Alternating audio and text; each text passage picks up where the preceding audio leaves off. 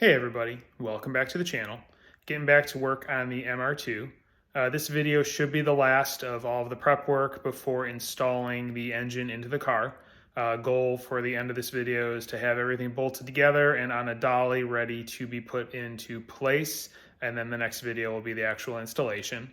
What I have to do in this one is get the transmission mounted to the engine, install the starter, passenger stub shaft, some little wiring mods, and then just go over a few other things, make sure it's all ready to go, and then I can get it put back on the little dolly that I have and ready to wheel under the car. So I'm going to get to work on doing that. One other thing, I did order all titanium hardware for the rear cross member as well as all the engine mounts, so that stuff's on the way as well, and I'll have a nice new fresh hardware to install. So that being said, I'm going to get to work. All right, so next on the list is to go ahead and get the transmission mounted up to the back of the engine. First thing I'm going to do is use the ACT supplied spline lubricant, put a little bit on the inside of the clutch disc on the splines there, same on the input shaft for the transmission, and then I'm going to go ahead and get this thing mounted up. When I was doing the temporary install to test fitment, basically what I did was got a good floor jack underneath the transmission to kind of hold it up in place and get it close.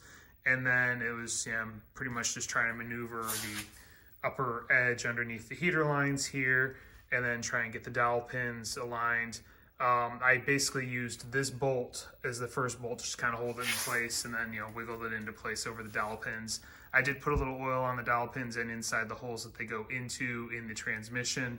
I'll probably do that again just to make sure it's pretty free to go into place, and then we'll go from there. So I am going to go ahead, get this thing up on the up on a floor jack, give me some additional support, and go ahead and get this thing stabbed into place.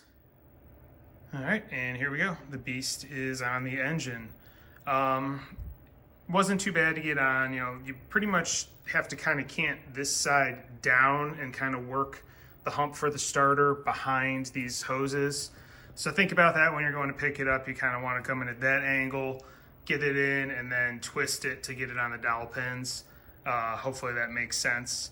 Right now I've got it flush mounted, and I've got 2 bolts, this one here and that one there, all the way down. I basically kind of got it into place. It didn't want to go down on the dowel pins all the way, so I used a C-clamp just to try and kind of pull like here, and also just kind of jiggling it and using the jack under the bottom, and eventually got it to seat. So what I'm going to do is each bolt I'm going to pull back out one by one, put anti-seize on them, really good since it's titanium, don't want to have to worry about any titanium and aluminum interactions, and then I'll get them torqued down. The 12s get torqued down to 55 foot-pounds, and then the 310s on the bottom get torqued down to 30 foot-pounds. So I'm going to go ahead, get everything torqued, and then this will be job done as far as getting the transmission mounted to the engine. All right, so all bolts have been installed with anti-seize and torqued down. That's like I said, the 310 mils that are along the bottom, and the one on the side, and then the 3 12 mils that go around the top. So we're all set as far as getting the transmission mounted to the engine. Next is going to be the starter, and as I think I previously mentioned, I did get a 2GR starter for this. It's actually out of a Lexus because I was told that they are a lot lighter, and I can pretty much verify that just by picking the 2 up, but wanted to give you an idea of what the differences are between the 2. So I've got both the 3S that I pulled out of it. So here is the 3S starter, and we are at 10 pounds, 3.9 ounces. And then here is the 2GR starter, 6 pounds, 7.2 ounces. So you're looking, like 3.5, 4 pound difference between the 2. So not too bad. I bought this starter used for, I think it was like 60 bucks on eBay. As you can see, it looks pretty nice, good condition. I did test it, worked fine. So pretty good little weight savings there, not too much money. So I'm going to go ahead and get this installed. I have the 2 titanium bolts that came with the Hux kit to go ahead and get this mounted to the engine. All right, update time. Starter has been installed. Again, used those 2 titanium bolts from Hux. Did put some anti-seize on each one of them and torqued them down to 30 foot-pounds because they're 10 mils. One thing I do want to note is previously I had the Hux, there's the two bolts that look like this that were in the shift linkage bracket that's right here that goes under the starter. This one would not clear the starter.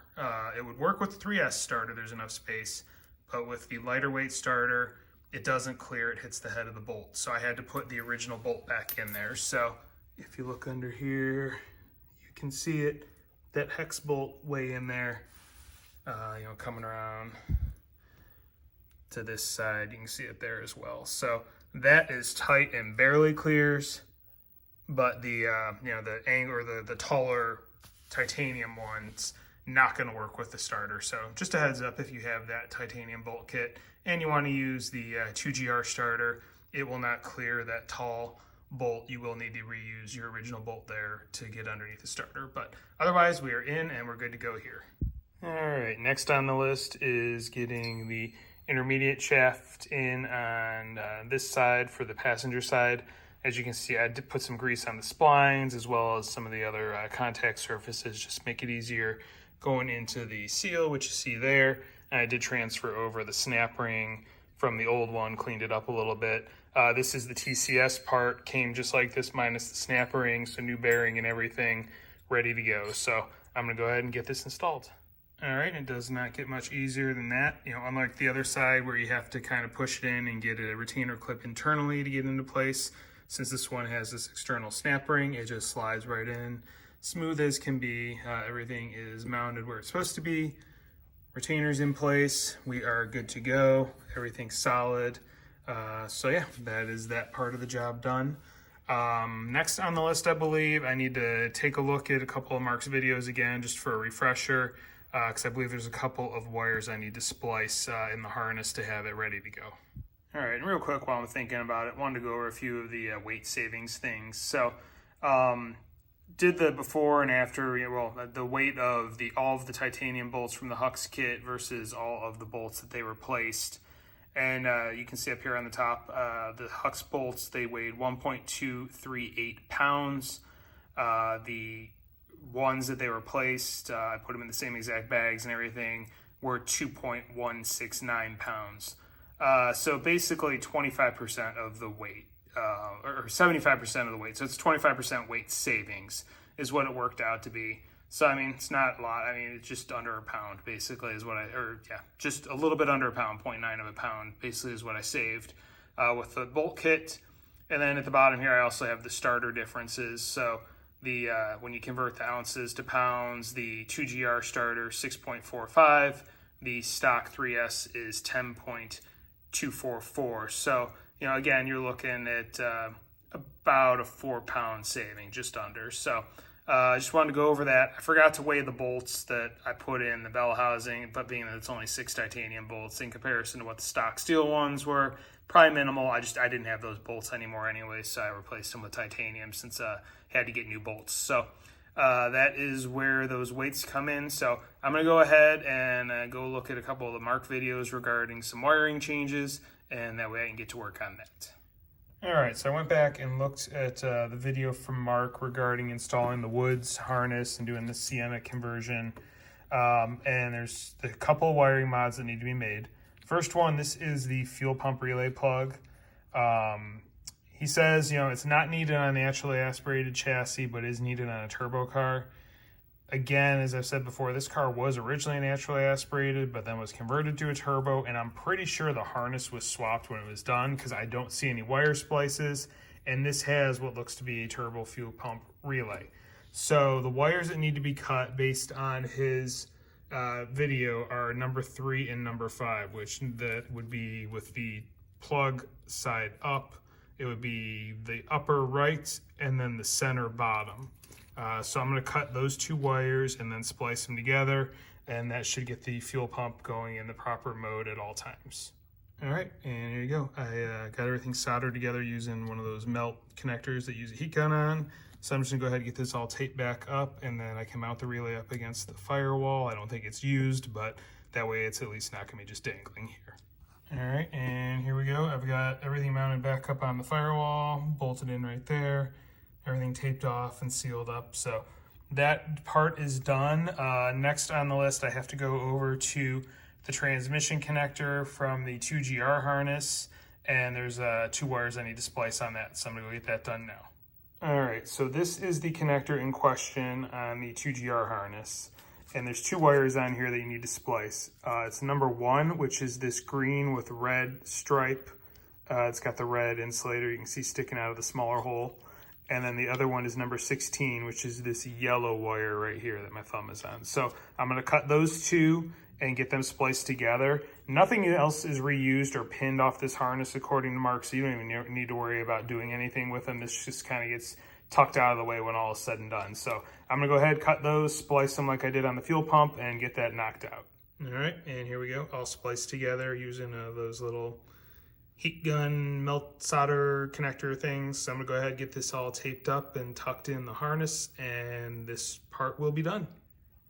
All right, and one other thing I forgot to mention, this same harness with the transmission plug coming off, on this Sienna harness, it had this connector here, which was coming out right here where it's already been taped because I cut the connector. This is actually the connector for a 2GR starter. Plugs right in there. That's the trigger wire, which is different than what comes in the Paul Woods harness. The Paul Woods harness comes with a plug like you would have on your old 3S starter. So if you're gonna run a 2GR starter, this is a nice little thing to have. So what I'm gonna do is cut off that connector that's on the Woods harness because that has the new trigger wire for the starter. It's no longer in the factory Sienna engine harness. So I'm gonna go splice this plug onto that wire, and that should be the last thing I need to do wiring wise, preparing the car to get this thing all taken care of. All right, and here you can see I've used another one of those little connectors, got this thing melted together. So I've got a piece of shrink tube on here that I'm gonna slide up over it, get it shrunk down, and that will be wiring done. All right, and there we go, all set. This is that adhesive lined shrink tube, so it's all sealed and whatnot, so this should hold up for a long, long time. So now we have the correct starter actuator terminal on the wiring harness, so I can throw this back in the engine bay.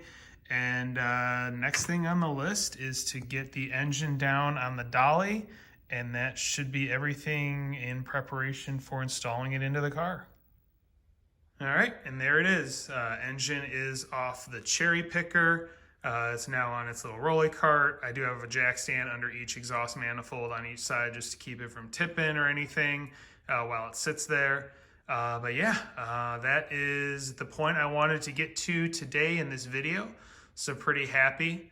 Next step is going to be to hook the cherry picker up to the back of the car.